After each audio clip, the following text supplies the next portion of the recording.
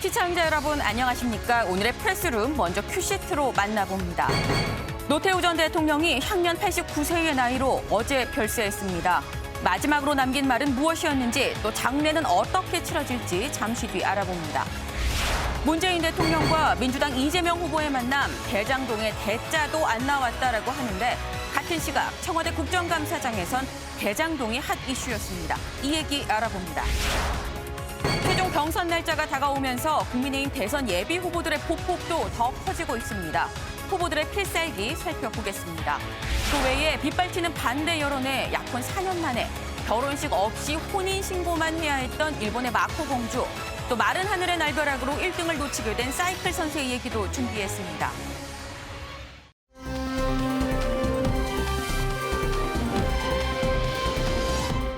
연일 화창한 날이 이어지고 있는데요. 오늘은 좀 뿌연 것 같기도 합니다. 이 미세먼지가 안 좋은 건지 김다영 캐스터 날씨 소식 전해주시죠.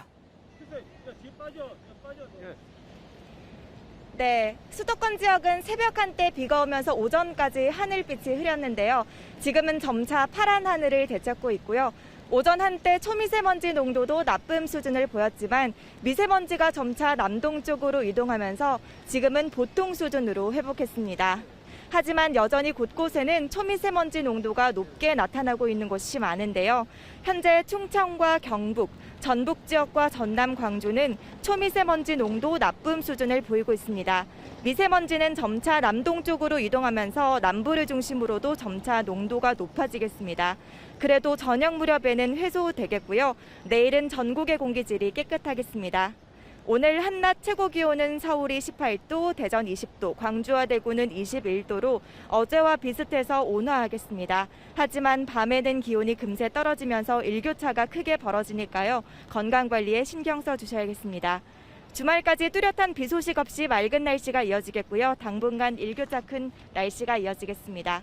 지금까지 청계천에서 날씨 전해드렸습니다.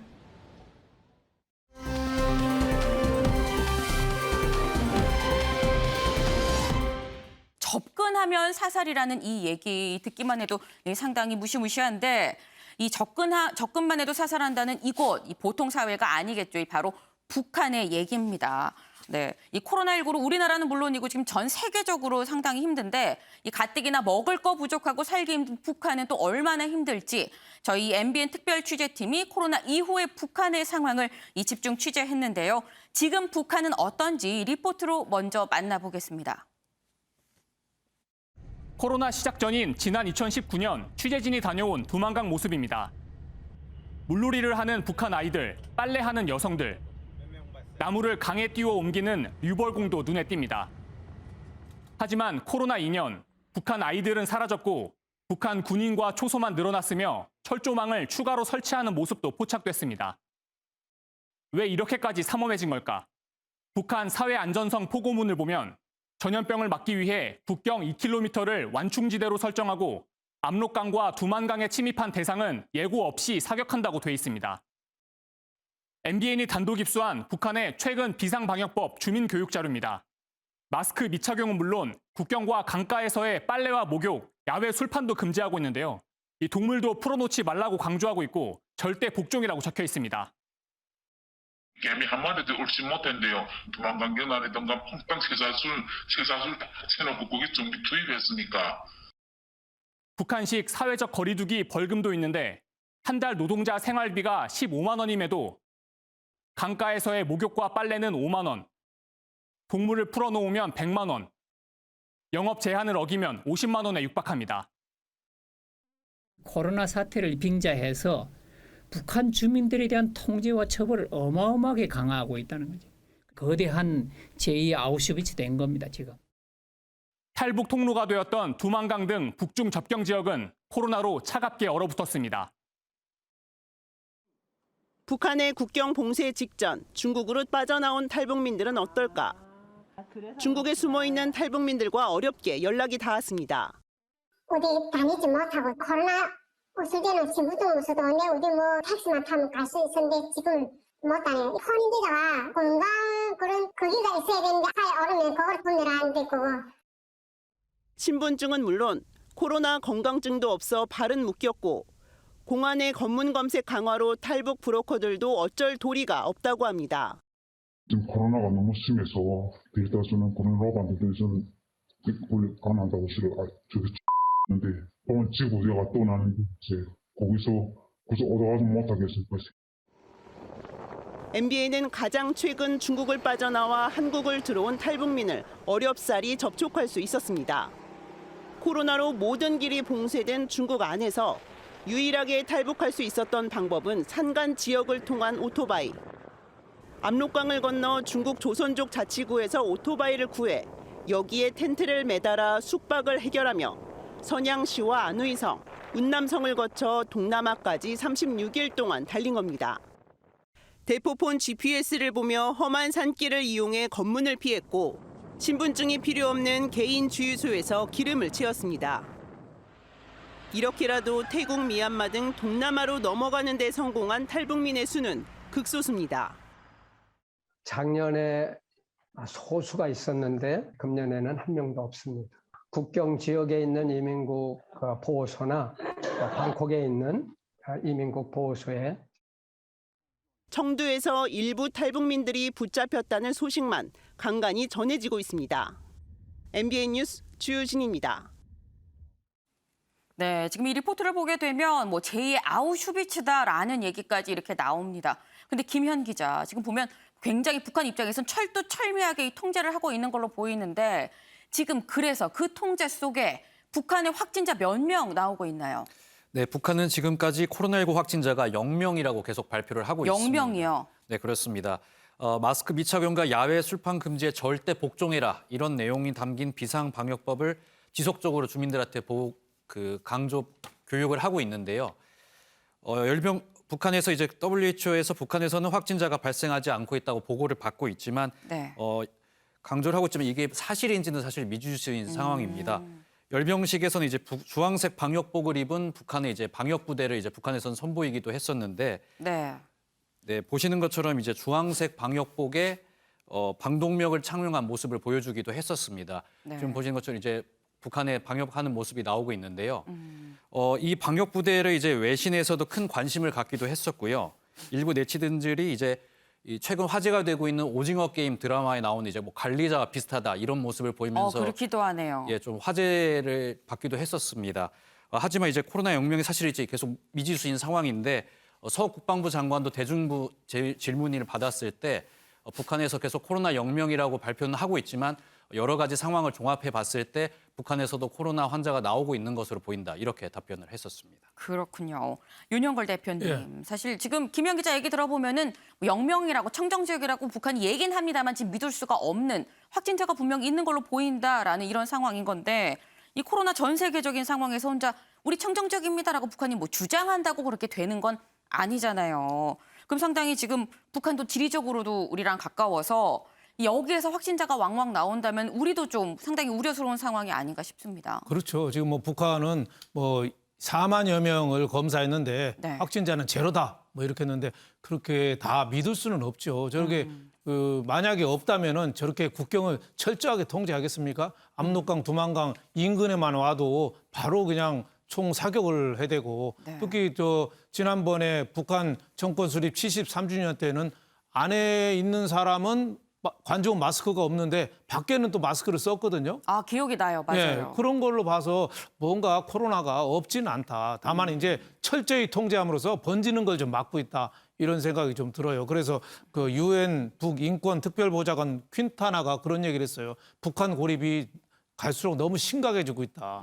북한 주민들이 너무 고통스러워하고 있다. 또 하나는 뭐라고 얘기했냐면 북한 내에 강경파, 북한 정권의 강경파가 이 코로나를 활용하고 있다. 그래서 국경도 막고 통제를 더 강화하고 있는 거죠. 그래서 지금까지는 하여튼 뭐 없는 거로 나타났지만 자칫해서 뭐 남쪽으로 내려올 수도 있고 또 중국 쪽으로도 갈 수도 있고 그러니까 북한 문제가 갈수록 지금은 이 잠재워져 있지만 언제 이게 화산처럼 터질지 모르는 이런 문제가 됐다. 그래서 국제사회에서도 뭐 백신 도와준다고 했는데 미 국무부에서 도와준다고 했는데 북한이 거부했거든요. 네. 그러니까 지금 인도적인 지원을 좀 해야 되는데 또 유엔 제재라든지 북한의 또 정권의 거부 뭐 이런 것 때문에 제대로 다들 못하는 딜레마가 있어요. 그래서 네. 북한 주민이 제2의 아우슈비츠라는 얘기가 나올 정도로 거대 감옥이라는 얘기가 나올 정도로 그렇게 고통스러워하고 있는데 이 해결 방안이 진짜 없는 게 이 고통스러운 우리도 참 주시해야 될 문제가 아닌가 이렇게 생각합니다. 네. 지금 얘기 들어보면 지금 북한이 사실 뭐 불과 얼마 전에도 SLBM을 쏘기도 하고 뭐 핵잠수함 훈련을 하기도 하고 이런 상황에서 뭐 관련 코로나 관련 협력이 좀 이루어질 수 있을까라는 생각이 들기도 합니다만 그래도 인도적인 부분은 분명히 인도적인 부분으로 이 별도로 이 진행이 돼야 되는 만큼 북한이 지금 백신을 안 받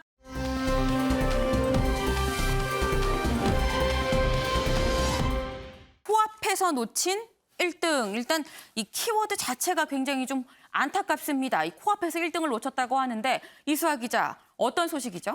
영상을 좀 보면서 얘기를 해야 될 것 같아요. 영상 보시면은 이게 현재 시간으로 지난 24일 이 스페인에서 열린 사이클 대회 모습입니다. 보시면 하늘색 사이클복을 입은 선수가 오는데 갑자기 검은 옷을 입은 여성이 튀어나오면서 둘 다 거의 붕 뜨면서 머리부터 부딪히는 정말 아찔한 사고가 일어나는 모습 보실 수 있습니다. 네. 이 두 사람 모두 인근 병원으로 이송이 됐는데 이 선수는 1등을 정말 눈앞에서 놓친 거예요. 이 카메라 바로 앞이 결승전이었거든요. 네. 그러다 보니 여기서 머리를 다치면서 얼마나 다친지 뭐 자세히 알려지진 않았지만은 굉장히 심각한 부상을 당할 수도 있는 그런 상황이었습니다. 뭐 영상이 공개되자 당연히 뭐 화제가 됐습니다. 그러면서 누리꾼들이 우승 상금과 치료비 전액 이 여자가 물어내야 되는 것 아니냐 뭐 이런 얘기도 나오고 일부러 보면서도 달려든 것 아니냐 이런 비난까지 쇄도하고 있는 상황입니다.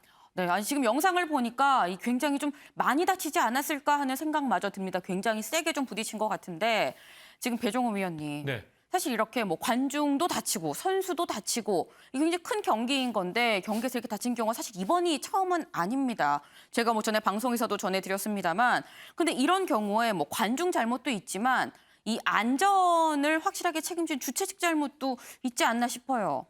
그렇습니다. 일단은 상당히 부주의한 관중들의 책임이 크다고 봐야 되겠죠.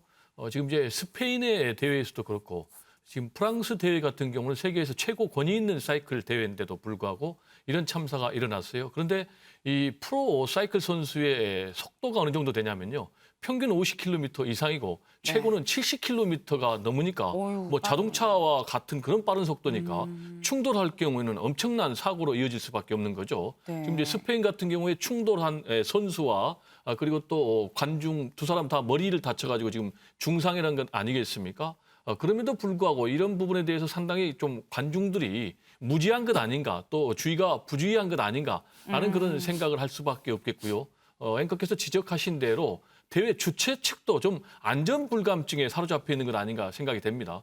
지금 뭐 한 명이 뛰어들어가지고 프랑스 같은 경우는 수십 명이 도미노 현상처럼 함께 넘어지면서 그랬었죠. 대회 전체가 엉망이 됐지 않습니까? 그리고 부상자가 20여 명이 넘는다고 그래요. 그렇다면은 사전에 좀 철저하게 관중들에게 이런 부분을 좀 고지를 하고 협조를 요청해야 되는 것 하나, 그리고 또 이 가드라인 같은 걸 좀 쳐가지고 통제를 한다든지, 또 세 번째로는 안전요원을 배치해서 이런 부분을 좀 사전에 방지했어야 되는 것 아닌가 생각이 되고요. 마지막으로는 우리나라에서도 이런 부분을 좀 반면교사 삼아서 철저하게 주최 측에서 안전에 만전을 기할 필요가 있지 않나라는 생각이 좀 듭니다. 네. 마지막에 정말 좋은 말씀 주셨습니다. 반면교사 삼아서 우리나라에서는 이런 일이 없었으면 좋겠다 말씀을 주셨는데 이 선수도 그리고 같이 부딪힌 관중도 많이 다치지 않고 좀 쾌유했으면 좋겠다라는 생각이 들고 이 중요한 건 재발 방지입니다. 일은 이미 벌어졌기 때문에 이런 일이 또 있지 않도록 하는 게 상당히 좀 중요해 보입니다.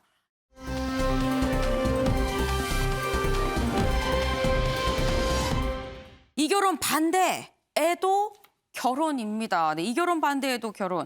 이수아 기자. 네. 사실 뭐 성인이면 부모님이 결혼을 반대해도 내 의지로 결혼할 수 있는 것 같은데 이게 뉴스가 되나요? 네, 이게 남의 일에 사실 무슨 오지랖인가 이런 뭐 의견이 나올 수도 있을 것 같은데 다름이 네. 아니라 이 일본 일왕의 조카인 마코 공주 얘기입니다. 네. 이 마코 공주가 결혼 사실을 알리면서 기자회견도 열었는데요. 한번 현장 보고 오시죠.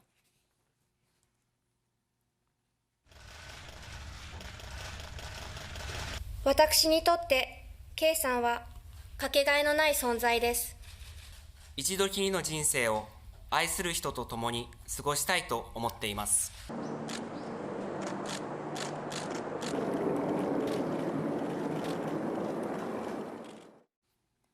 네, 마코 공주는 혼인 결혼식도 올리지 않은 채 혼인신고만 하고 떠났어요. 네. 그래서 남편이 미국 변호사 시험을 보고 지금 결과를 기다리고 있는 상황이기 때문에 여권, 비자 수속이 끝나는 대로 오는 11월 중에 이 미국으로 함께 떠나게 되는데요. 뉴욕에 정착할 거라고 합니다. 이 여성 왕족이 결혼식이나 이런 걸 다 생략하고 게다가 결혼한 다음 바로 해외로 떠나는 건 사실 굉장히 이례적인 일이라고 해요. 네. 게다가 사실 왕실을 떠나는 공주에게는 품위 유지를 위해서 우리 돈으로 15억 정도의 지원금이 나가는데 이것마저도 포기했다고 합니다. 그런데 이 결혼 안타깝게도 키워드에서 보셨겠지만은 정말 굉장한 반대에 부딪혔거든요. 심지어 결혼을 반대하는 시위까지 벌어졌는데 시위 현장에 나온 일본 시민 발언 들어보겠습니다. 母親のカイさんに対するさまざまな疑惑がこれまで報じられてきました。ただ、それについて彼らは、何ら説明をすることなくこの結婚を強行されたわけです。 네, 이 시민이 말하는 여러 가지 문제, 물론 배경이 있습니다. 이 마코 공주가 약혼 발표를 하자마자 공주의 약혼자 고무로게이의 어머니, 그러니까 공주의 시어머니 자리가 네. 뭐 과거 동거남에게 4천여만 원 정도를 빌리고 갚지 않았다.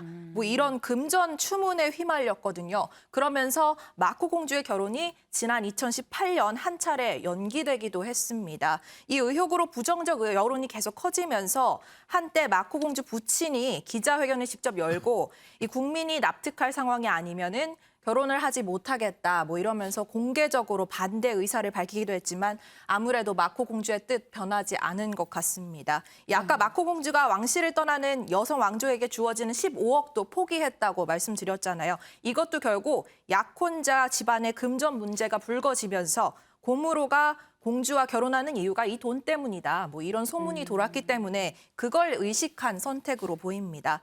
한 일본 여론조사에서는 93.3%가 이 마코 공주의 결혼을 축복할 마음이 없다. 뭐 이런 답변까지 나왔고 이 결혼 문제로 마코 공주 PTSD, 그러니까는 외상 후 스트레스 장애까지 겪고 있는 걸로 알려졌거든요. 네. 이번 뭐 혼인 신고로 좀 잘 사는 모습을 보여준다면 여론 바뀔 수도 있지 않을까 이런 생각이 듭니다. 네. 근데 보니까 일본 그 내부 여론이 그 왕실, 왕족의 어떤 결혼에 대해 굉장한 좀 관심이 있는 것 같습니다.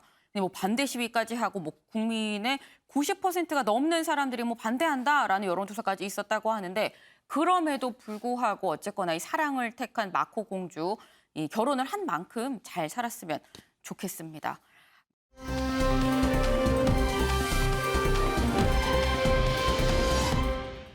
지금 빈소가 이 서울대병원 장례식장에 마련이 돼 있는 상태입니다. 빈소 분위기가 어떤지 현장에 나가 있는 기자 연결해 보겠는데요. 이 강재묵 기자, 현장 지금 정신이 없을 것 같긴 한데 현장 소식 좀 전해주시죠. 네, 서울대병원 장례식장에 나와 있습니다. 이곳 장례식장 2층 사무실로 노태우 전 대통령의 빈소가 마련돼 있습니다. 현재 장례식장 내부는 출입이 통제되고 있어 일부 정해진 취재진만 안으로 들어갈 수 있는 상황입니다. 오늘 오전 10시부터 정식 조문이 시작되면서 정치인을 포함한 조문객들의 발길이 이어지고 있습니다. 오전에는 김종인 전 국민의힘 비상대책위원장이 방문해 고인이 국가외교 분야에 커다란 족적을 남겼다고 표현하기도 했습니다. 조금 전 낮에는 이준석 국민의힘 대표와 안철수 국민의당 대표가 빈소를 찾아 유가족에게 애도의 뜻을 표했습니다. 잠시 뒤 오후 2시부터는 더불어민주당 이재명 대선 후보가 빈소를 찾을 예정입니다. 야권의 윤석열, 홍준표, 유승민, 원희룡 국민의힘 대선 주자 역시 TV토론회가 끝나는 저녁 중으로 빈소를 방문할 것으로 보입니다. 오늘을 시작으로 빈소를 찾는 조문객들이 계속 이어질 것으로 보이는 가운데 고인의 장지는 유족의 뜻에 따라 파주 통일동사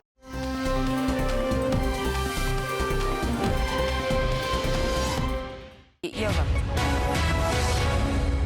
네, 과오 용서 바란다. 이 고도태우 국가장 예우입니다. 네, 사실 그동안 뭐 위독하다라는 얘기는 계속 있어 왔습니다만 뭐 그때마다 고비를 계속 넘겨왔었습니다. 그런데 이 결국 이 세상을 떠나고 말았는데 노태우 전 대통령, 이 전두환 전 대통령만큼이나 이 평가에 논란이 있는 대통령인데요. 대체 이 노태우는 누구인가 먼저 보고 가겠습니다. 예, 노태우는 누구인가 프로필 먼저 주겠어요? 노태우는 누구인가? 네. 먼저 보시게 되면 노태우 전 대통령, 이 직전 대통령이었던 전두환 전 대통령의 이 절친한 친구이자 또 이 대통령을 물려받은 인물로 이 군사 정권의 이 마지막 인물이란 이런 평가도 있습니다. 하지만 뭐 6.29 선언을 통해서 대통령 선출을 직선제로 바꾸고 또 이 50 시대를 청산했다라는 평가를 받기도 하는데 이 시청자분들은 아마 이게 더 기억에 남으실 것 같아요.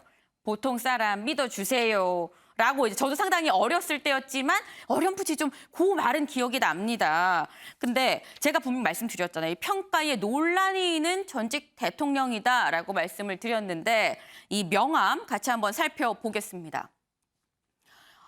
네, 이 노태우 전 대통령 먼저 최초의 직선제 대통령입니다. 이 대통령을 직선으로 뽑기로 하고서 이 뽑힌 대통령 그리고 이 북방 외교라고 돼 있는데 남북한이 유엔에 동시에 가입을 하기도 하고 또 이 남북 기본 합의서를 채택하는 이런 성과를 내기도 했었고요. 뭐 범죄와의 전쟁 뭐 영화 제목입니다만 흉악 범죄를 소탕한 이런 이 업적이 있습니다. 하지만 뭐 분명 어두운 부분이 있습니다. 여기 암을 보게 되면 12.12 군사 쿠데타를 같이 주도한 이런 이 혐의가 있고 또 5.18 민주화 운동을 무력으로 유혈 진압한 이런 혐의가 있습니다. 그리고 수천억 원대 비자금을 조성한 이런 부분까지도 있는데 이런 공과를 모두 가진 이 노태우 전 대통령 저희가 이 중요했던 그 인생의 중요했던 순간순간을 좀 모아서 영상으로 좀 담아봤는데요. 그 영상 같이 한번 보고 오시죠. 그해 12월 12일 전두환 보안사령관을 중심으로 한 신군부 세력이 정승화 계엄사령관을 그해 5월 18일 광주 시민이 목숨을 잃거나 실종된 4,200만 국민 여러분 자랑스러운 선진 한국을 만들기 위해서 이번 선거의 결과는 단순히 저 개인과 민주정의당의 승리가 결코 아닙니다. 어떤 처벌도 달게 다들 하고 있습니다. 이 자리에서 특히 가슴 아픈 것은 나로 인해서 많은 기업인들이 곤욕을 치루었습니다.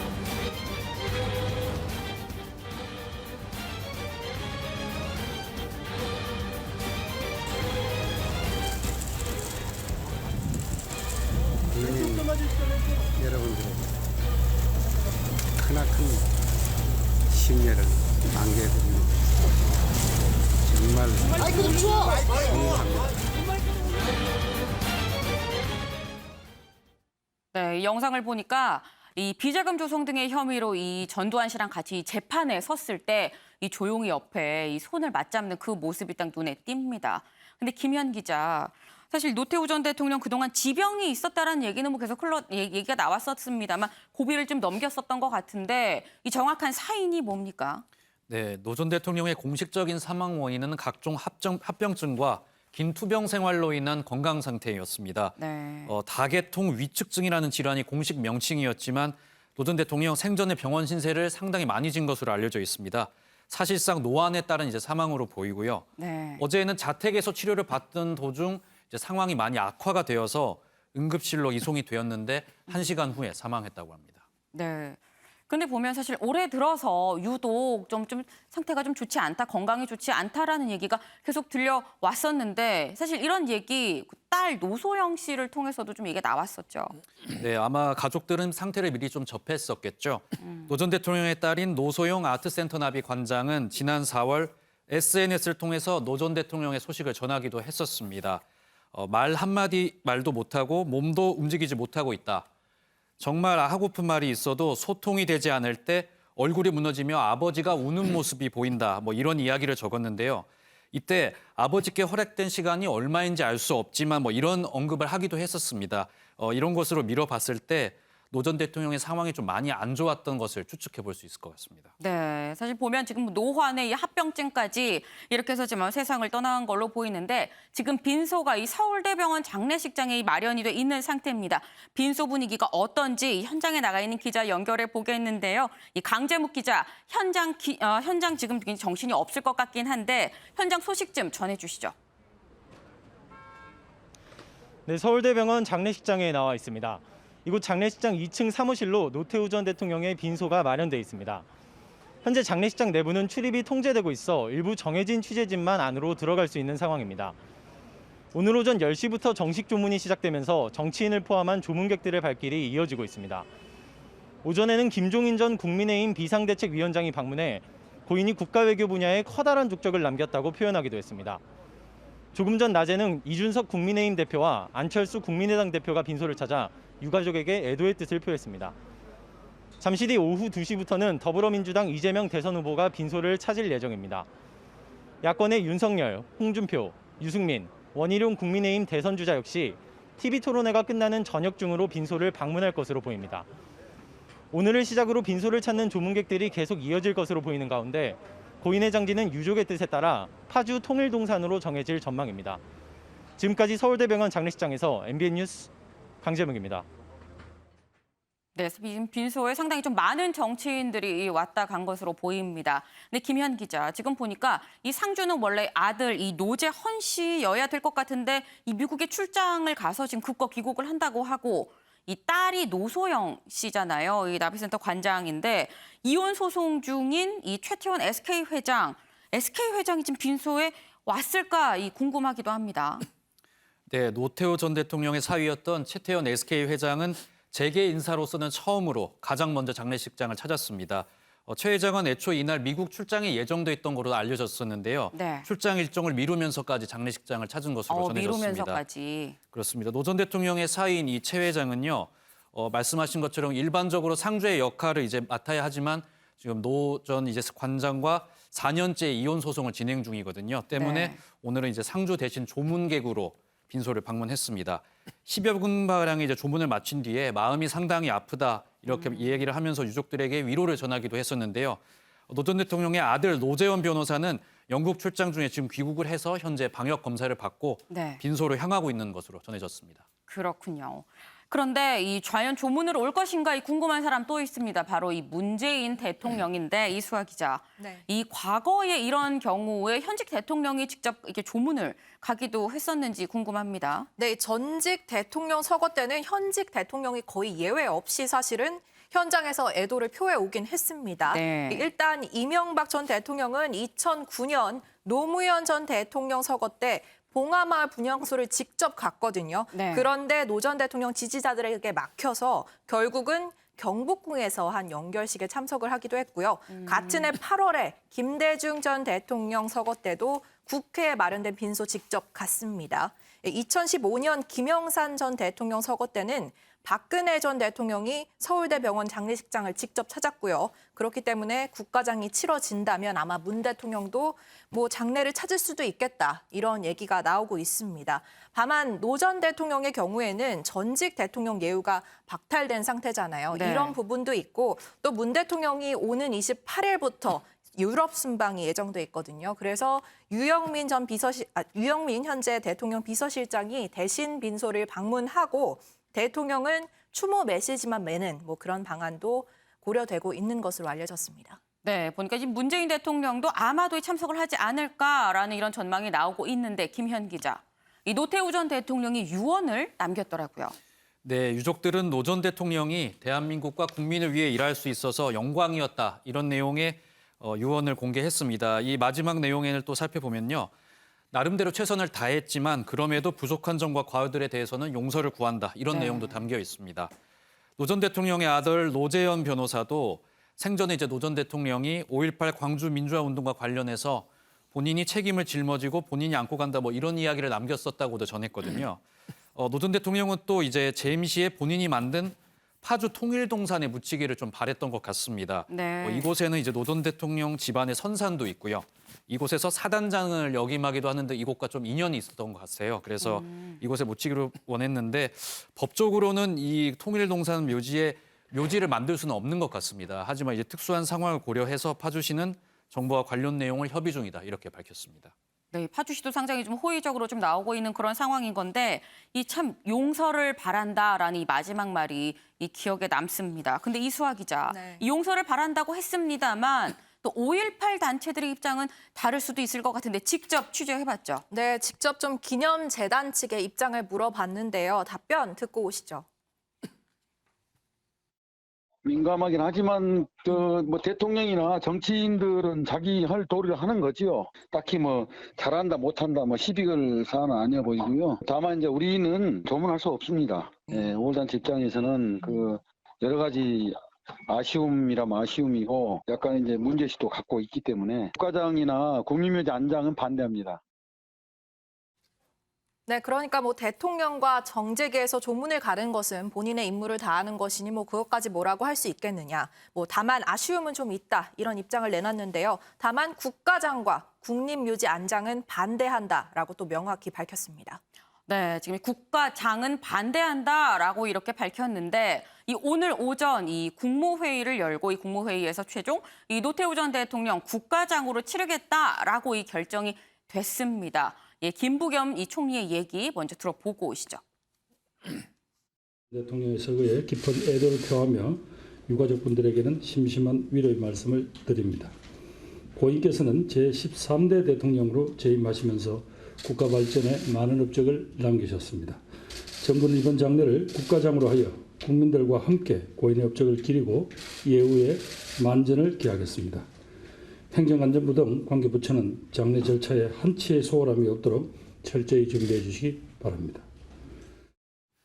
네, 이수아 기자. 근데 네. 궁금한 점이 있습니다. 사실 이 노태우 전 대통령도 전두환 씨랑 같이 뭐 비자금 조성 등 이런 혐의로 인해서 이 대통령 예우가 박탈이 됐잖아요. 근데 이 법적으로 국가장이 가능한 건지 궁금한데요. 네, 아마 정부도 고심이 많았을 걸로 짐작이 되는데요. 네. 하지만 지금까지 전직 대통령은 국가장법에 따라서 이 장지와 장례 방법을 결정해 왔거든요. 그래서 이 국가장법을 들여다봐야 되는데 네. 여기 법 2조에 따르면요. 이 국가장 대상자를 전 현직 대통령 그리고 당선인으로 규정을 하고 있습니다. 그런데 중대 범죄 여부에 따라 뭐 이런 사람은 전 현직 대통령이라도 안 된다. 이런 예외 조항을 두지 않았습니다. 이 법적으로는 국가장 대상이 노 전 대통령도 맞는 거죠. 네. 행안부에 따르면 이 노 전 대통령에 대한 국가장 김부겸 국무총리가 장례위원장을 맡아서 주관을 하고요. 오는 30일까지 5일장으로 치러지게 됩니다. 주관하는 비용 국가에서 다 부담하긴 하는데요. 대신 조문객 식사비, 뭐 노제, 사무제, 사구제 비용 등은 제외하도록 하고 있습니다. 네, 그렇군요. 근데 윤영걸 대표님, 사실 이 논란이 분분한 이 뭐 사후에도 이 평가가 좀 엇갈리는 부분이 있기 때문에 국가장으로 결정이 됐습니다만 이 결정에 대해서도 또 논란이 일지 않을까 하는 우려도 있습니다. 뭐 논란이 있는 건 저는 상당히 이해할 부분은 있어요. 네. 왜냐하면 그 내란죄 뇌물 4천억 그 관련해 가지고 네. 12.12 그 내란 네. 그 관련해서 그 전직 대통령으로서 예우가 박탈됐거든요. 그쵸. 살아있을 때는 예우가 박탈됐는데 서거한 다음에 그 예우를 해준다는 게 좀 맞지 않잖아요. 그리고 또 전두환 전 대통령도 이제 만약에 세상을 떠나게 되면 그때도 또 같이 맞춰줘야 되는 거 아니냐 이런 논란이 있어서 국가장이 안 된다 뭐 이런 논리도 상당히 뭐 일리는 있어요. 저도 반대하지 않습니다만 지금 이번에 국무회의에서 국가장으로 한 거는 참 저는 좋은 선택이라고 봐요. 왜냐하면 전직 대통령이 한 사람 같이 행복한 사람이 없었어요. 다들 불행했어요. 예? 다들 감옥 가고 투병하고 노태우 대통령도 10여 년 투병했거든요. 그 투병하기 전에는 남산 산책로에서 저도 자주 만났습니다. 아, 정말요? 예, 길도 엇갈리고 항상 자주 운동하다가 그렇게 되셨는데 그 화합과 용서 그리고 본인이 또 자기의 과오에 대해서 용서해달라고 돌아가실 때까지 하고 추징금도 다 완납했잖아요. 네. 그러니까 앞으로 좀 우리가 너무 룰만 따지지 말고 법만 따지지 말고 다 같이 좀 함께 가는 좀 그런 미래 이걸 좀 살리기 위해서라도 저는 국가장 한 건 잘했다. 할게 국가장 하는 거, 국립묘지 안장하는 거, 대통령 직접 조문하는 거. 네. 국가장만 결정하고 대통령 조문하고 그 국립묘지는 아직 결정이 안 됐거든요. 그것까지 저는 다 이루어져 가지고 좀 화합에 새로운 좀 장이 됐으면 좋겠다. 노태우 대통령도 분명히 잘못한 거 많죠. 공은 공이고 관은 관인데 그거를 좀 역사적인 평가에 좀 맡기고 좀 저는 좋은 모습을 했으면 좋겠다. 개인적으로 그렇게 생각했습니다. 네, 이 화합에 좀 방점을 찍은 윤영걸 대표님의 이 말이었습니다. 그런데 이 배종호 위원님, 저희가 지금 계속 얘기를 하면서 뭐 같이 대통령 뭐 예우도 박탈되고 얘기를 하면서 언급을 하긴 했습니다. 이 전두환 씨, 사실 노태우 전 대통령을 얘기할 때 전두환 씨를 얘기를 안 할래야 안 할 수가 없습니다. 이 그만큼 두 사람이 뗄래야 뗄 수 없는 인연이라고 볼 수 있을 텐데 좀 소개 좀 해주시죠. 네, 지금 이제 말씀하신 대로 전두환, 노태우 두 사람은 뭐 바늘과 실이라고 할 수가 있어요. 그리고 전두환 씨가 1인자 자리를 하면은 노태우 전 대통령 같은 경우는 2인자 자리를 했고 결국 뭐 계속해서 그 자리를 물려받아서 대통령 자리까지 사실상 물려받은 그런 결과가 됐는데 두 사람이 뗄 수 없지만은 결과적으로 정치를 계속하면서 굉장히 나쁜 사이로 악화가 된 것이죠. 네. 아시겠지만은 뭐 여소야대 정국이 됐지 않습니까? 대통령이 당선됐지만은 그러다 보니까 5.18 청산을 요구하는 야당의 그런 요구를 수용을 했고 그래서 이제 50 청문회를 열었고 그 결과 또 백담사라고 유배되는 그런 상황이 벌어졌어요. 그랬었죠. 그리고 또 3당 합당이 되면서 두 사람이 이제 관계가 더 틀어진 그런 상황. 그렇지만 이제 또 뭐 7년 전에 서각의 7년 전에는 전두환 전 대통령, 전두환 씨가 병상에 있는 노태우 전 대통령을 방문해서 이 사람 하나 알아볼 수 있겠는가? 그러니까 뭐 눈만 기억납니다. 끔뻑끔뻑 할 정도로 두 사람 같은 경우는 뭐 애증이 교차하는 그런 관계인데 명확하게 좀 대비되는 그런 지점은 있어요. 네. 전두환 씨 같은 경우는 여전히 5.18에 대해서 나는 뭐 아무런 죄가 없다라는 그런 뻔뻔한 행동을 하고 있는 것과 대조적으로 노태우 전 대통령 같은 경우는 이번에 또 유언을 통해서 자신의 과오들에 대해서 깊은 용서를 바란다라는 메시지를 남겼지만은 또 아들이 5차례나 대리 사과를 했지 않습니까? 이런 부분은 저는 좀 높이 평가를 하는데 다만 아쉬운 점은 회고록에서 5.18이 유언비에 의해서 발생했다라는 부분은 좀 본인이 수정을 하고 돌아가셨어야 되는데 그런 부분을 좀 하지 않았던 그런 부분. 또 그리고 확실하게 사죄를 5.18 희생자, 유족들 또 국민들에게 할 필요가 있는데 이런 부분은 안 했는데 장남 재현 씨가 했지만은 저는 이제라도 온 가족이 아버지를 대신해서 국민들께 사죄를 할 필요가 있는 대목이 아닌가 생각이 좀 됩니다.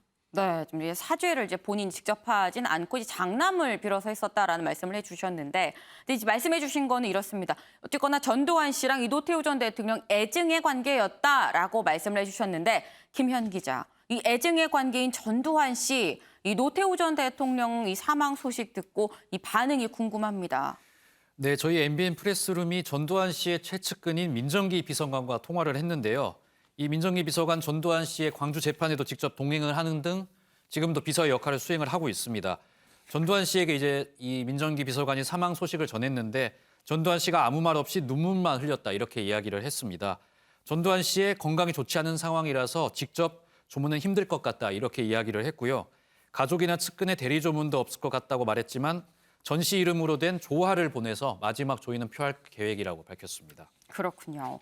근데 윤영걸 대표님, 보면 지금 전두환 씨 그리고 노태우 전 대통령 이 두 사람이 이 똑같은 그 군사 쿠데타 이 주역입니다. 주역임에도 불구하고 뭐 아까 잠깐 배종호 의원께서도 뭐 설명을 주시긴 했습니다만 똑같은 이 군사 쿠데타 주역이고 거의 약간 비슷한 길을 걸어왔다라고 보이는데 이 평가는 좀 상당히 엇갈리는 것 같아요, 두 사람. 그렇죠. 뭐 전두환 전 대통령은 12.12 이후에 뭐 보안사령관 뭐 해서 군부를 상징하는 굉장히 무서운 이미지로 그때 통치를 했거든요. 네. 그때는 5.18에 대해서도 저도 뭐 기자할 때인데 아무도 얘기를 못 꺼냈어요. 그 땡전 뉴스라고 해서 9시에 땡 하면은 전두환 대통령의 얼굴이 나올 정도로 언론 통제도 심했고 다만 이제 노태우 대통령이 취임한 88년도부터는 이 언론이 상당히 좀 자유화가 되고 굉장히 어떻게 보면 민주화가 좀 많이 진행된 또 직접 선거로 됐잖아요. 그래서 전두환하고 노태우는 물론 시기도 많이 지났습니다만은 상당히 좀 달랐다. 그래서 노태우 대통령 다음에 김영삼, 김대중 이렇게 이어지는 민주화 세력이 그 정권을 잡아서 더 민주화가 발전한 계기는 노태우라는 사람이 군과 민 중간에서 그 가교 역할을 잘한 점은 그 점은 저는 상당히 좀 평가를 해야 된다고 봐요. 그래서 사실 두 네. 사람이 이 뭐 쿠데타라는 이런 행동은 같이 했습니다만 그 후에 사죄하는 모습과 이 끝까지 나는 잘못이 없다라고 버티는 게 굉장히 좀 상반되거든요. 그래서 지금 노태우 대통령은 국가장 얘기도 나오는데 다음에 전두환 전 대통령은 국가장 얘기가 나오기가 쉽지 않지 않겠느냐. 물론 뭐 살아계신 분한테 이런 얘기하는 건 예의가 아닙니다만은 네. 그만큼 노태우 대통령은 계속 반성을 하고 추징금도 완납하고 여러 가지로 좀 미안하다는 뜻을 좀 많이 좀 표현했죠. 그런 점은 상당히 노태우 대통령이 좀 평가를 받아야 되지 않느냐 이렇게 생각이 돼요. 아까 말씀드려도 그 노태우 대통령의 공이 민주화로 가는 과도기적인 역할을 충분히 했다. 그리고 또 북방 외교에 앞장섰다. 그리고 미래를 위한 투자. 영종도 신공항, 지금 영종도 신공항이 아무것도 아니지만은 그 당시에는 저기 북한하고 가깝고 안개 매일 끼는데 저다 공항에서 어떻게 하려냐고 북한한테 점령되면 어떻게 하냐고 그 반대가 많았어요. KTX도 반대가 많았고 그렇죠. 그럴 정도로 국가 미래를 위한 투자 많이 했고 또 200만 호 건설이라고 그래서 그때 우리나라 주택이 600만 호 정도 되는데 200만 호 건설해서 분당, 일산, 평촌 3본 주택 문제를 완샷으로 해결했어요. 그래서 김대중 대통령까지 주택 문제가 일어나지 않았습니다. 그런 점에서 제가 물론 뭐 좋은 거를 저는 좋은 걸 좀 기억하고 싶어서 이런 얘기를 좀 하고 싶습니다. 네, 그렇군요. 근데 참 묘한 게 이게 보면은 어제는 10월 26일 11.6 그러니까 박정희 전 대통령의 또 기일이었었는데 마침 또 이때 이 노태우 전 대통령이 또 기일이 됐습니다. 이수아 기자, 이 박정희 전 대통령하고 노태우 전 대통령 지금 기일만 같은 게 아니고 사실 두 사람이 또 인연이 있잖아요. 네, 또 군부 정권의 시작과 끝이라는 또 상징적 의미도 있기 때문에 더 눈길을 끄는 것 같긴 한데요. 둘의 생전 인연도 있었습니다. 노 전 대통령이 55년 육사를 졸업하고 임관을 했는데 이 다음에 제5사단 소대장으로 발령을 받는데 여기에 5사단장이 누구였겠습니까? 이 박정희 전 대통령이었습니다. 그래서 여기서부터 이미 사당장과 이 소대장으로 인연을 맺었던 거죠. 그렇군요.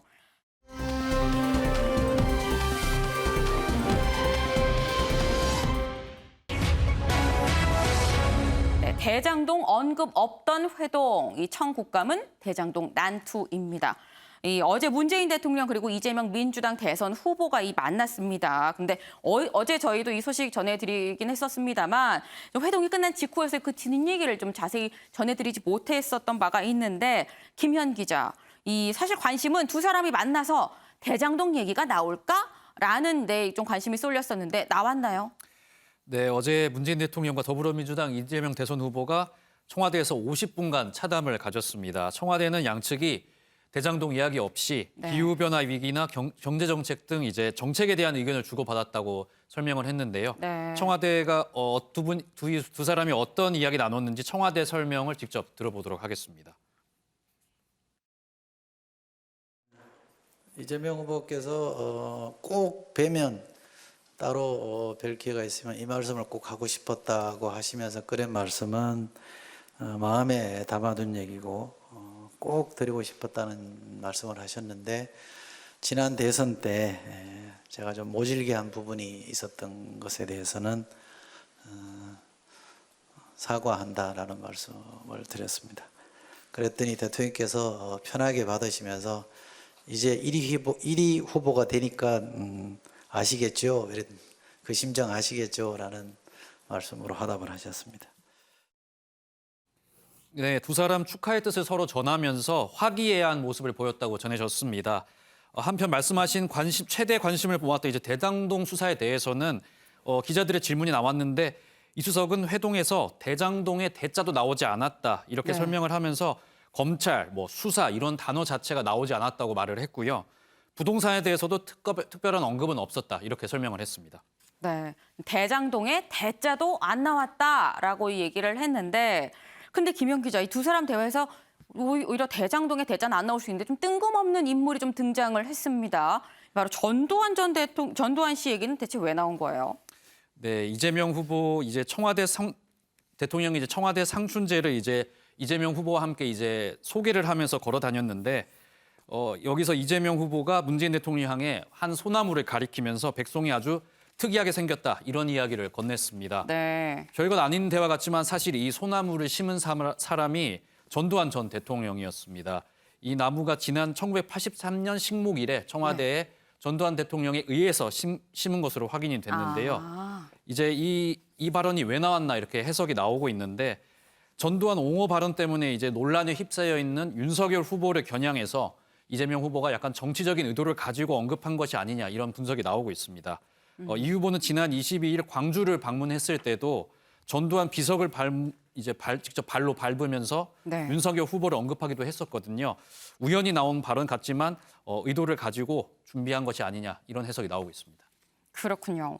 근데 뭐 사실 김현 기자, 뭐 문재인 대통령이 이렇게 이재명 후보랑 같이 만난 점, 이 점에 대해서 사실 난 이 회동 반댈세 하는 사람이 있잖아요. 뭐 사람이라기보다는 국민의힘에서 가만히 안 있었을 것 같은데요. 네, 맞습니다.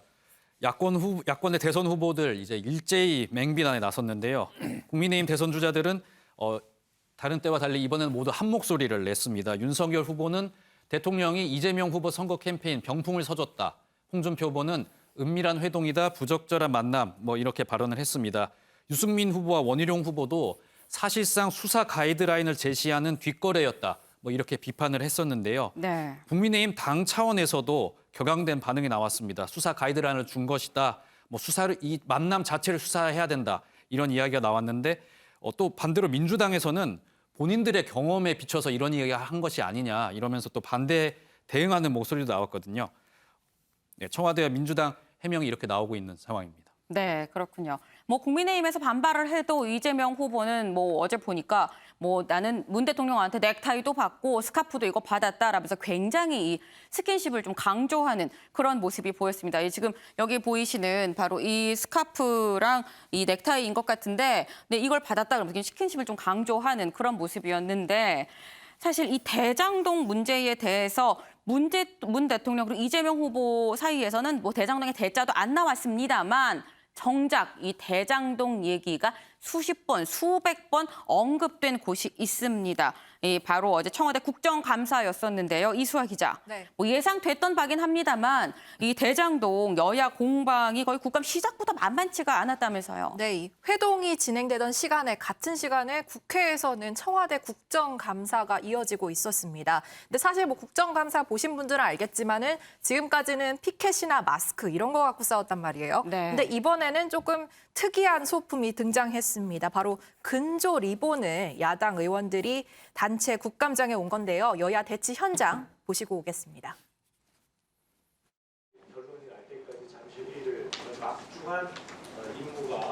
민주당에서 야당일 때 했던 행위들은 잊으셨습니까? 뭐 이 정도도 못 봐주겠다는 거예요? 자신이 없구만, 민주당이. 여기는 국감장입니다. 여기는 상갓집이 아닙니다. 하지만 국민의힘이 올 해체되는 어떤 슬픈 일이 있는가 이렇게 보여지는 거죠. 네, 근조 리본을 두고 국민의힘이 무슨 큰 상을 당했냐 뭐 이런 생각까지 했다면서 오늘 해체되는 무슨 슬픈 일이 있냐 여당이 이렇게 공격을 한 거죠. 네. 그랬더니 야당 측에서 이 해체 운운하는 것에 우선 깊은 유감을 표한다라고 말을 하면서 특검 요구를 깔아뭉개고 있는 여당 측에 대한 조의 표시라고 맞받아쳤습니다. 네. 이 실랑이가 계속되다가 결국 25분 만에 파행을 했고요. 이 근조 리본 실랑이뿐만 아니라 문 대통령의 레임덕이 왔다. 뭐 이런 언급이 야당 측에서 나오면서 또 한 번 떠들썩해지기도 했는데요. 네. 이 전주의 국민의힘 의원이 문 대통령 신속하고 철저하게 수사하라고 하더니 이 검경 수사가 이렇게 지지부진한 이유 레임덕이 온 거다라고 지적을 했고 여기에 대해서 여당 측이 역대 국회에서 13번의 특검이 있었는데 기존 수사를 마치지 않고 특검으로 넘어간 적이 없었다. 이건 결국 수사 방해하려는 것이다라고 반발을 했습니다. 네, 그렇군요. 근데 사실 청와대 이 국정감사장에서 계속 대장동 얘기가 나오고 이렇게 이슈가 되는 건 이 사안에 대해서 청와대 입장이 뭐냐, 바로 이 점이 궁금해서인 건데 어제 유영민 비서실장이 입장을 직접 밝혔잖아요. 네, 피감자로 참석을 했는데 여기에 네. 대해서 답변을 내놨습니다. 뭐 직접 들어보시죠.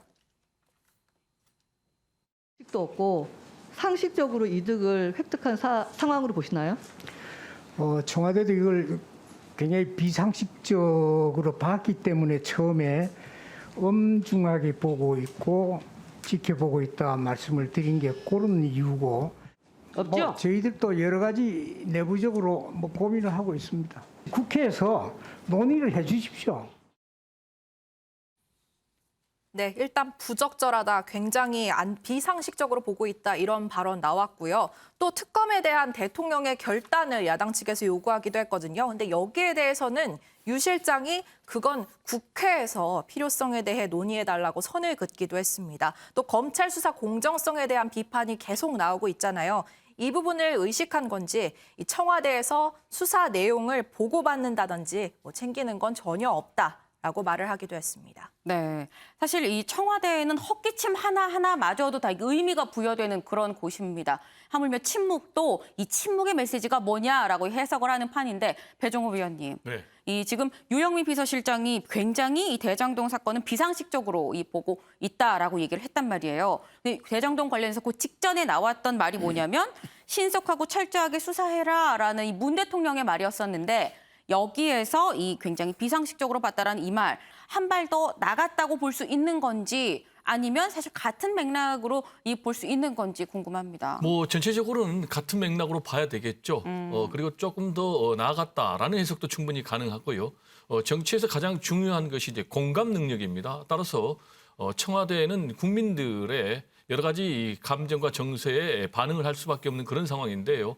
지금 이제 부동산 문제, LH 사태로 촉발이 됐고 더구나 이제 대장동 사태까지 연결되니까 국민들의 분노가 상당히 용납할 수 없을 정도로 높은 그런 상황 아니겠습니까? 네. 이런 상황에서 청와대가 국민들의 정서나 분노를 외면할 수 없기 때문에 거기에 따라서 계속해서 청와대의 입장이 좀 에스컬레이팅 되고 있는 것 아닌가 이렇게 생각이 되고요. 네. 맨 처음에도 상당히 오랜 기간 침묵을 지나서 문재인 대통령 대장동 사태에 대해서 엄중하게 생각하고 엄중하게 지켜보고 있다라는 메시지를 내놨고요. 그 다음에 두 번째로 내놓은 메시지가 검찰과 경찰은 적극 협력해서 심속하게 수사해서 조속하게 진실을 규명하라라고 얘기를 했고요. 지금 이제 유영민 청와대 비서실장이 국정감사에서 앵커께서 말씀하신 대로 비상식적으로 보고 있다. 네. 국민들이 분노하는 것이 당연하다. 그러면서 특검에 대해서도 언급을 했어요. 특검에 대해서는 제가 볼 때 원칙론으로 해석을 한 것 같습니다. 원칙론적인 아시겠죠? 얘기다. 네네. 왜냐하면 이제 특검을 도입하기 위해서는 결국 국회에서 특검을 의결을 해야 되는 그런 상황이거든요. 절차적으로. 따라서 국회에서 논의를 하면은 청와대도 결단하겠다라는 것은 당연한 절차예요. 다만 이런 당연한 절차에 대해서 청와대가 메시지를 내놨다는 것이 상당히 중요한 정치적인 방점이 찍혀 있다라고 해석을 할 수밖에 없어요. 네. 따라서 앵커께서 질문하신 대로 나름대로 좀 진전된 그런 메시지를 청와대가 내놨다라고 해석이 가능하고요. 이 특검 문제는 굉장히 뜨거운 감자인데 제가 볼 때는 이재명 후보가 어느 순간에는 대선 직전에 승부수를 띄우기 위해서 특검을 전격적으로 수용할 가능성도 저는 남아있다라고 전망을 해봅니다. 네, 그렇군요. 상당히 좀 많은 말씀을 주셨는데 어쨌거나 이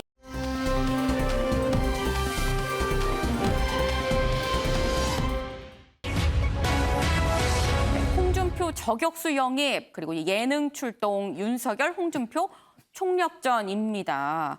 네, 지금 보면 어제 국민의힘 예비 후보들 모두 박정희 전 대통령 묘역을 참배했다라고 어제 저희가 전해드렸는데 그러면서 윤석열 후보만 이 개인 일정 때문에 좀 따로 참배할 예정이다라고 전해드렸습니다. 여기서 김현 기자 팩트 체크. 정말 따로 참배한 거 맞습니까? 네, 윤석열 후보 다른 후보들과 다르게 다른 또 국민의힘 관계자들과 다르게 따로 참석을 했습니다. 네. 그런데 어제 방문을 박정희 전 대통령 묘역을 찾았을 때 윤석열 후보를 향해서 일부 보수단체 회원들이 저주의 구판을 벌이려 왔느냐, 양심이 있냐 이러면서 반발하는 소동이 있었습니다. 네. 윤석열 후보의 지지자들은 양심이 있으니까 온 거 아니냐 이러면서 지지자들 간의 설전이 벌어지기도 했었는데. 양심이 있으니까 온 거 아니냐. 네, 그렇습니다. 네. 현장 영상 이제 함께 보시겠습니다. 네, 현장 영상이 지금 준비가 안 된 것 같은데요. 사실 이 윤 후보를 향한 이런 비난은 이제 이번이 처음이 아닙니다. 왜냐하면 윤 후보가 지난 9월에 경북 구미 이제 박정희 전 대통령 생가를 찾았다가 보수단체 회원들의 거센 항의와 반발을 받은 적이 있는데요. 당시 영상 함께 보시겠습니다.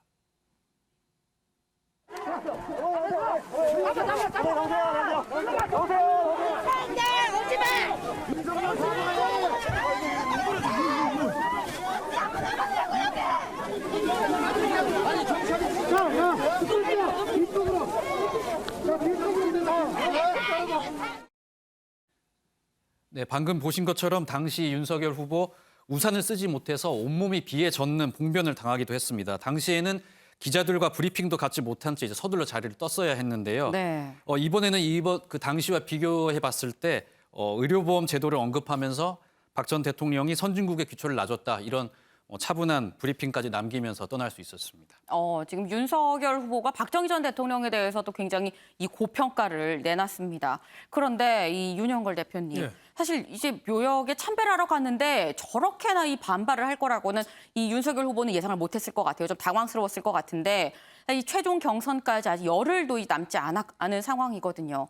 근데 이 최종 경선은 이 일반 여론조사 50, 당심 50인데 당심 이 50을 이 확보하기 위해서 윤석열 후보 이 저런 반발에 부딪혔을 때 좀 고민이 될 것 같기도 합니다. 그 윤석열 후보의 어떻게 보면은 타고난 딜레마죠. 네. 뭐 박근혜 전 대통령 수사 특검에서 총책을 맡았기 때문에 수사팀장이었죠. 언제는 수사해서 가혹하게 수사했다가 언제는 또 지지로 돌아섰느냐 뭐 네. 이런 또 반발이 있을 수 있는데 그게 뭐 윤석열 후보가 업으로 갖고 가야 되고 또 그걸 극복해야죠. 저거는 박근혜 전 대통령에 대한 수사도 있고 네. 또 하나는 광주에 대한 것도 있어요. 지난번에도 광주 5.18 얘기해서 호남에서 극심한 반발을 샀잖아요. 네. 그런 면에서도 또 거기 가서 또 그렇지만은 자기가 넘어야 될 고비라고 생각하고 그걸 피하지 말고 대범하게 가서 또 진상을 밝힐 건 밝히고 자기 소신을 밝히고 네. 또 반성할 건 하고 이런 식의 또 의원한테도 이제 뭐 11월 5일 날 국민의힘 후보가 결정이 되니까 며칠 안 남았거든요.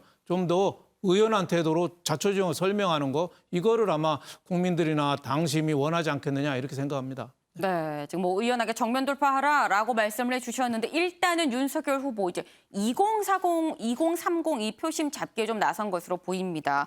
지금 보면 오늘 이 젊은층 2030의 지지를 받고 있는 이 국민의힘의 하태경 의원, 이 하태경 의원을 선대위원장으로 이 영입을 했는데요. 사실 그동안 이 하태경 의원이 윤석열 후보, 이 예비 후보 대 예비 후보로 토론회에서 가만두지 않았었거든요. 그 모습 저희가 준비했는데 같이 보고 오시죠. 발언들을 쭉 보면 공정과 상식을 스스로 허물어뜨리는 발언들이 꽤 많아요. 예를 들어서 얼마 전에 그 인터넷 매체 비하 발언 논란. 그거는 인터넷 매체를 비하한 게 아니라 정치 공작을 하는데 그런 매체들을 사용하지 마라. 제가 그런 친여 매체를 즉시 동원을 하지 왜 그렇게 자그마한 그런 매체들을 공작에 활용하느냐. 그러니까 매체를 크고 작고 구분하는 것 자체가 제가 볼 때 이게 불공정한 생각이에요. 그걸 고치셔야 돼요. 오해가 있을 부분에 대해서는 좀 제가 말씀을 드렸는데 나쁜 데 쓰지 말라는 뜻이었습니다. 근데 그것도 나중에 이제 변명을 하시는 것도 그것도 저는 공정인가? 왜냐? 네, 지금 보시면 하태경 의원이 윤석열 후보 상당히 좀 집요하게 파고들면서 잘못된 건 잘못됐다라고 이렇게 얘기하는 모습이었는데 이런 하태경 의원이 선대위원장으로 오늘 영입을 했습니다. 그런데 김현 기자, 뭐 윤석열 후보만 이런 건 아니죠. 사실 2030한테 뭐 인기가 있다고 스스로 얘기를 하고 있는 이 홍준표 후보, 나는 무야홍의 심지어 무대홍입니다. 뭐 얘기까지 하고 있잖아요. 이 상당히 뭐 2030 지지를 받고 있다라고 본인은 얘기를 하고 있는데 이번에 예능에도 나왔더라고요. 네, 그렇습니다. 국민의힘 대선 후보 홍준표 의원 예능 나들이에 나서면서 시원하고 솔직한 입담으로 눈길을 끌었습니다. 윤석열 후보와 이재명 후보 등이 예능 프로그램에 일찍 출연한 것을 언급을 하면서 그때는 내가 안 떠서 불러주지 않았다 뭐 이런 발언을 하기도 했고요. 자신의 눈썹 문신에 대해서는 당대표 시절 국회의원들이 속을 하도 썩여서 눈썹까지 탈모가 왔다면서 네. 국회의원들 정말 못됐다 뭐 이런 익살스러운 농담을 던지기도 했었습니다. 네. 홍 후보 특히 이제 SNS를 통해서 2030의 방식으로 소통하는 모습을 보여서 이제 또 눈에 띄었는데요. 젊은 여성층들이 조금 이제 선호하는 것으로 알려진 귀여운 고양이 캐릭터 돗자리를 이제 깔고 국회에 앉은 모습을 자신의 SNS에 올리기도 본인 했었습니다. 돗자리는 아닌 것 같아요. 네, 그렇습니다. 이런 모습을 이제 보이면서 MZ세대의 친근함을 어필하고 있는데요. 홍준표 후보 이제 예능과 SNS 등 이제 젊은층과 적극적으로 소통을 하면서 상승세를 더 끌어올리려는 모습을 보이고 있었습니다.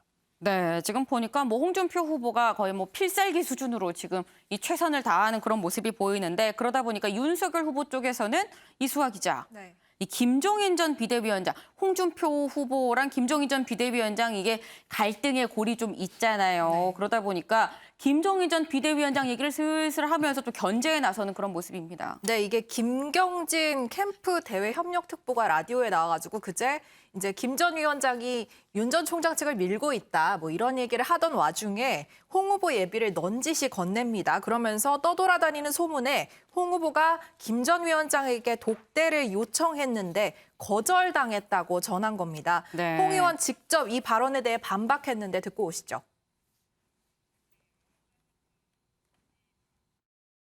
경선에는 관련이 없는 사람입니다. 경선에 도움을 받으면 영남의 보수층들이 전부 싫어해요. 그래서 경선에는 김종인 위원장을 만날 필요도 없고 제가 만나자고 연락한 일도 없습니다. 네네, 연락한 일이 없다. 참모들이 걱정이 되니까 만나보라고 계속 종용을 해도 저는 경선에는 만날 생각이 없습니다. 네. 네, 독대를 거절했다는 소문 새빨간 거짓말이다라고 강하게 반발을 하는 모습이었고요. 이재명 후보에 대해서도 수위 높은 발언을 했는데 이재명은 내가 대통령이 되면 반드시 구속시킨다라면서 그건 정치 보복도 아니라라고 밝히기도 했습니다.